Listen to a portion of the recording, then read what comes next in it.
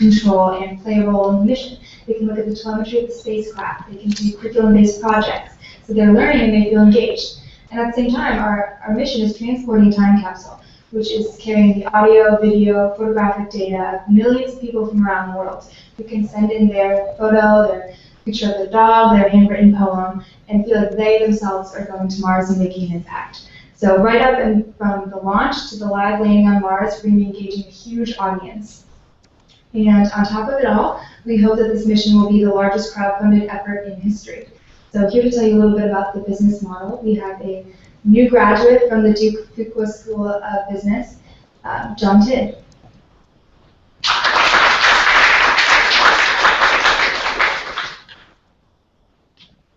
So this was an enormous opportunity for a business student who was passionate about space to get involved with the project and make a difference. And I'm really proud to announce the launch of our crowdfunding campaign today. We were looking for opportunities to fund this mission in a way that would involve as many people as possible. Students from around the world, anyone with an internet connection, and even potentially some people without, through the use of digitized photos that can later be uploaded via the internet. So in thinking through the things we wanted to accomplish with this mission, we came up with a crowdfunding campaign. And we came up with the idea of a simplified 99-cent upload for a single digital photo. And let's say you have a picture of your granddaughter. You want to get to the surface of Mars. Let's say you have an inspirational quote or a painting that you think humanity would cherish one day. We're going to take that for you to the surface of Mars. So visit timecapsulemars.com, where we're hosting the opportunity to upload. You'll see an Upload Now button prominently displayed on the homepage, and that's going to take you through a secure PayPal engine, which will enable you to submit a secure payment, and then give you an opportunity to seamlessly upload any photo of your choice from a mobile device or from your laptop PC. And so this crowdfunding campaign is going to need the help of individuals around the world to spread the message to friends and family via social media, to maximize the number of people that can get involved with the project, and the number of photos that we can take on our digital payload. So we're so excited to announce our formal launch of the crowdfunding campaign today. And note that soon in the future, our student volunteers and our technical partners are going to be looking at ways of accepting other upload forms of media, such as videos, music, text. And so that will be in the next iterations of our website, and we're going to be proud to look forward to that future. So, I'd like to briefly turn it over to our social media student guru, Lauren Silverstein, to introduce the Duke's Pratt Engineering School's involvement and being at Select. Please come on up, Lauren.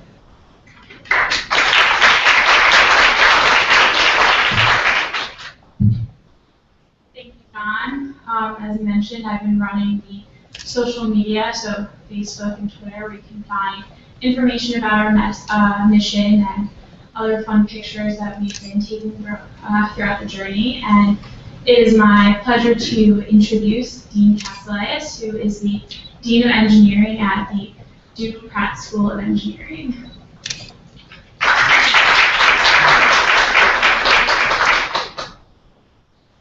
Thank you, Lauren. As you can imagine, I'm very proud to be the Dean of Lauren and Emily.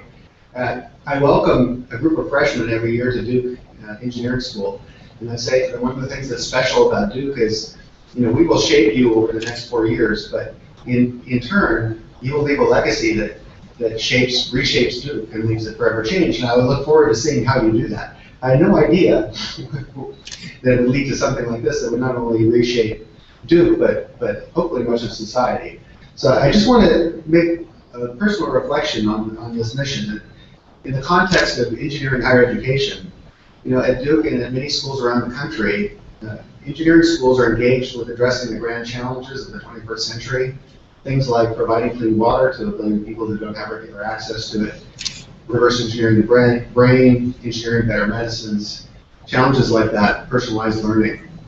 And yet, a space time capsule to Mars, a space venture like this, is ever much as relevant as 50 years ago in the Apollo mission. This is a very different time, and we're addressing these grand challenges, but yet this is still an inspiring grand challenge, and more importantly, I think it points the way to addressing the rest of the grand challenges.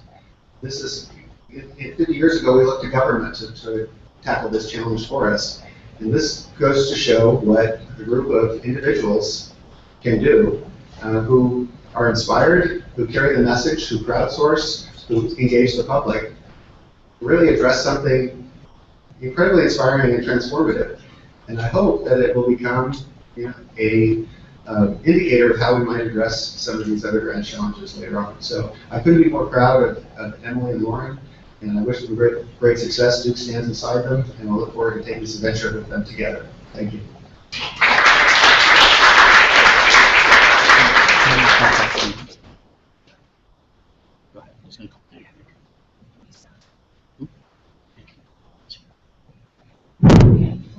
Thank you, Dean. So next, I'd like to invite UConn's Dan Berkey to come up and introduce himself and UConn's involvement.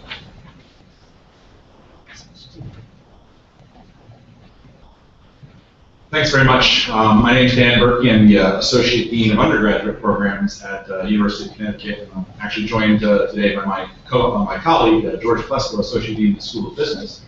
We're really excited about UConn's involvement in this project. So we've been putting together our team at UConn recently with Emily's help. Our focus is going to be largely on material science. UConn is a world-renowned player in the material science field. We have the Institute for Material Science. They're putting together a wonderful crew of volunteers focused in the materials area, but then also we've opened it up largely and widely to students who are interested. We've gotten interest from students all across the spectrum, from material science students to computer scientists, mechanical engineers. Everybody has been really thrilled about UConn's participation and involvement in this project. It's been a great year for UConn in space. As many of you probably saw, we had Rick Mastracchio, a UConn alum, give our commencement address from the space station this year. So in addition to this project, I actually got to talk to the space station as well. So this is a lifelong dream for me, being involved with space adventures. So with that, I'll turn it back over to Emily, and very happily acknowledge UConn's participation in this project. Thank you.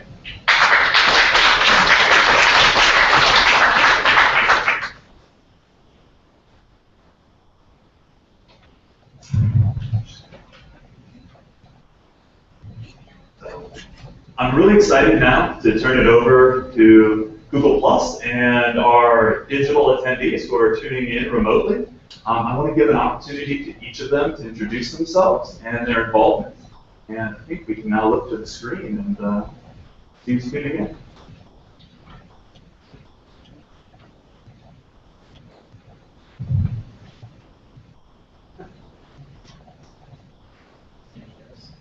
I don't know. Brian, can you hear us? Do you want to speak first? Some words about SEDS.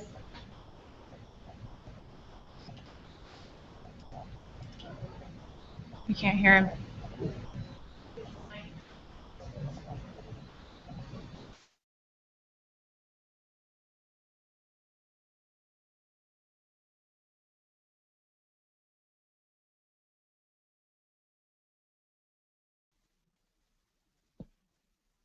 To give a few words about Stanford's involvement. Hello? I have no sound over here. I need a mic. So we're doing the Stanford first? Or, are we hot? Are we on? Yes, you are. We just can't hear you very well. We have to get a mic over here really Can you quickly. hear us better? Very. Hello? Can you hear me? Yes, you're on. Just give us one. Is it coming out of here? It's coming out of this. Okay. Can I go? I just need Okay, a where's the, regular mic. That's a wired mic, sir. No problem.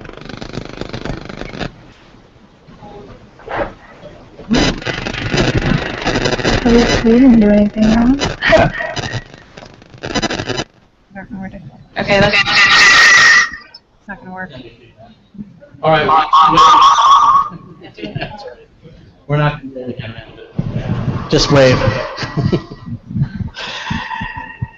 Okay. We'll circle back. Why don't you say a few words about We're having some technical difficulties, Brian and Monica, but I'll just speak a little bit to what they were going to talk about. So Brian is a former SEDS president, which is Students for the Exploration and Development of Space, and he went to Case Western University. So SEDS is a program that reaches all across the United States and focuses on getting students involved in hands-on space exploration projects. So this has already been addressed as a really important concept around the world, and we're looking to take it one step further and get those students that are already involved in student exploration development of space and bring them to the next level of actually going to a planet and being involved in a mission that has a huge impact on how we get to Mars in the future. And then also joining us is Monica from Stanford. Let's see if I have last name. Brian Batters and Monica Hugh. So Stanford is getting involved with us in terms of their avionics department. So they have a very incredible avionics department regarding dealing with the very harsh environment of space. So you have the CubeSat, which is traveling through space, is going to have one end that's extremely hot and the other side that's extremely cold. And inside, the avionics need to be able to keep the spacecraft going, keep communicating with Earth. So this is something that Stanford has just come on board to help us out with, and we're really excited to have them. We're actually hosting a workshop at Stanford on July 18th where we're going to do a top-to-bottom mission analysis follow-up on the initial MIT feasibility study. So that's them. Maybe we can get them in for a few personal words later, but if not, let's proceed to go to our partners. Seamus, would you like to speak a few words on behalf of Draper? Sure. I'm the Director of Space Systems at Draper Laboratory. And when Emily first started talking about the mission, you heard a lot of firsts. First this, first that, and that's something that Draper excels at. We get really excited about doing first of a kind systems. We also get excited about working with students. We fund about 60 to 75 graduate students every year. And so a lot of our contribution this time will be, for this mission, will be in funding student work. Draper is known as a gene at sea house, and so we'll be providing a lot of guidance, navigation, and control expertise. Great, thank you, Seamus. Charlie Precourt is also here. He has been working with us from the very beginning in terms of it started out just giving us a lot of advice, giving us with the right people, and as it is now, he puts up with phone calls with us probably every other day.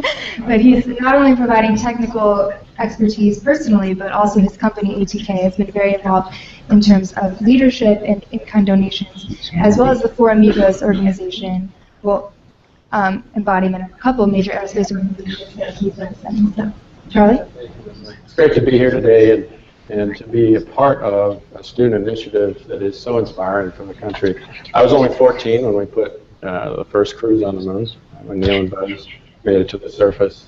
And it inspired me to pursue a career in science and technology. STEM is really important to us.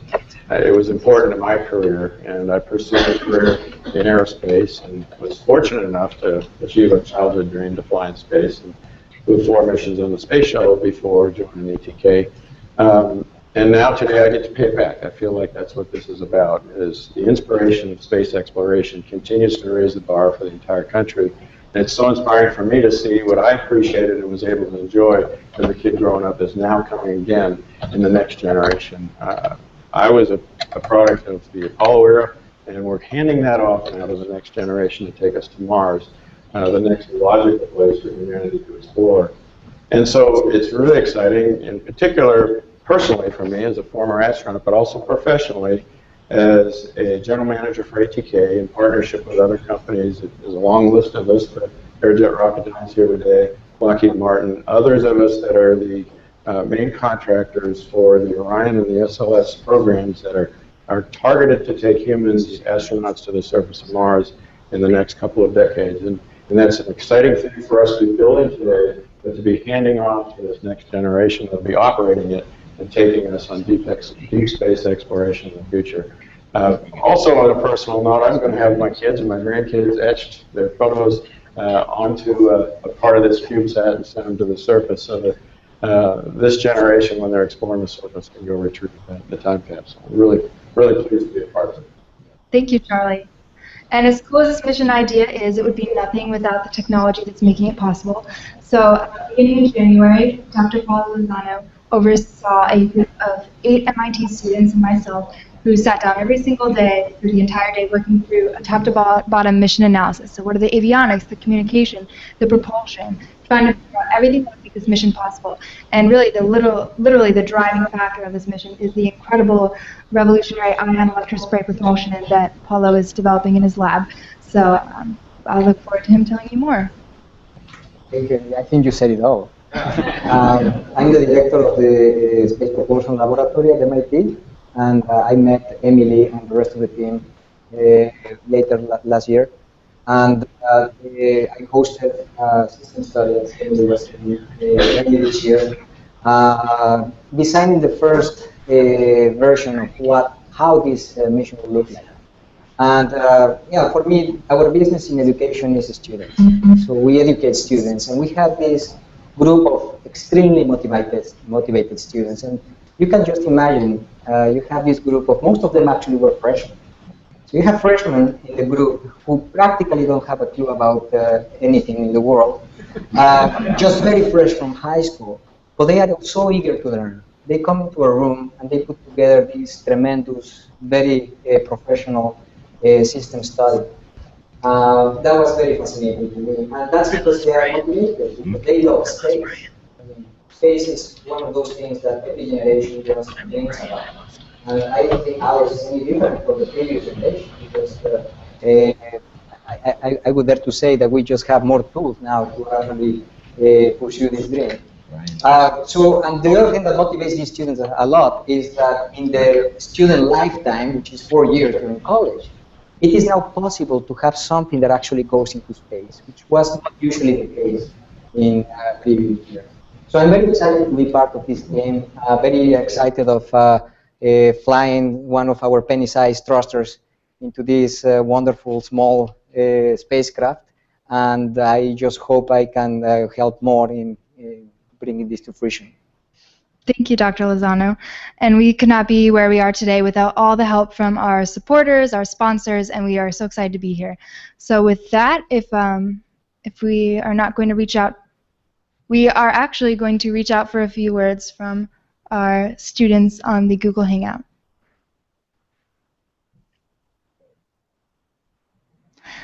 Brian? Hi, do I have good comm? Brian? Can you hear me? We have audio in the Hangout, but not outside. Just kidding. Making sure you guys are all still awake. So actually we prepared a video, luckily, with almost all the students that we were going to show you anyways, so we wouldn't want them to repeat themselves.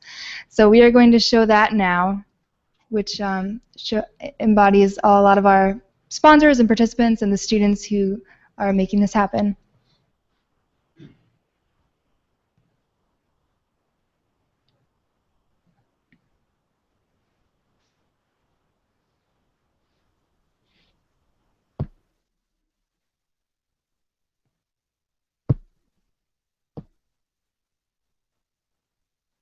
In the meanwhile, I'll tell a funny story, if you give me my mic back. So when we were first trying to come up with designs for our spacecraft, we would come in every day. We had, as Paula mentioned, like 8 opportunities for adventure, and adventures out there, and adventures out there. I grew up in a generation where space exploration was unbelievably exciting. I still remember when Neil Armstrong walked on the moon. I was sitting in front of my little black and white TV taking pictures of the TV screen. I've had a passion for space and space travel ever since my parents placed me as a toddler in front of a television in 1961 to watch Alan Shepard become the first American to fly into space. I was only 14 when we first landed on the moon, and that led me to a career as an astronaut. Hi, I'm Charlie Precourt, ATK's Vice President and General Manager of our Space Launch Division. Vince Cerf, I'm Google's Chief Internet Evangelist. Emily Briere, and I'm the Mission Director of Time Capsule to Mars. Time Capsule to Mars is a mission that is entirely student-led. student-designed, student-built, and aims to land 3 CubeSat time capsules of humanity on the surface of the red planet. We have humans in low Earth orbit, in permanent presence on the space station. We send humans to the moon and back safely. Mars is the next place to go. That's why it's so important. I think this whole idea of sending a time capsule to Mars and wondering what would you say.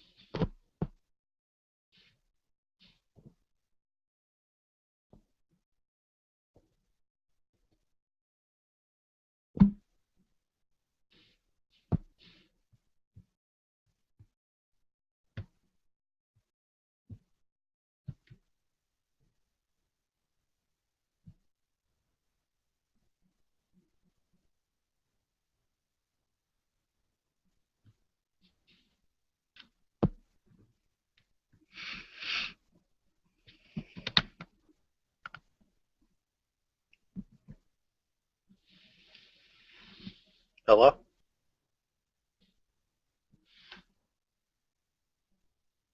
Can you hear me?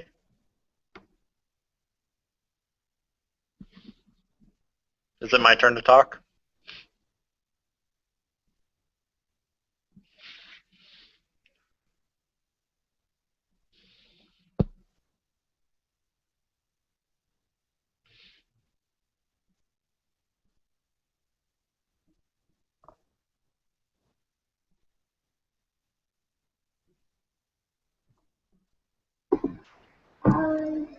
Hi, I can hear you now. Okay. So I don't know what's going on. I can't quite hear. Do I have good comm? Yeah? Okay. Thank you, Emily, for the introduction earlier.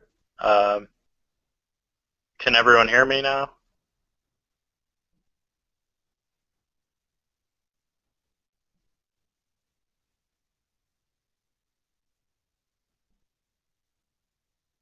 Am I good to go?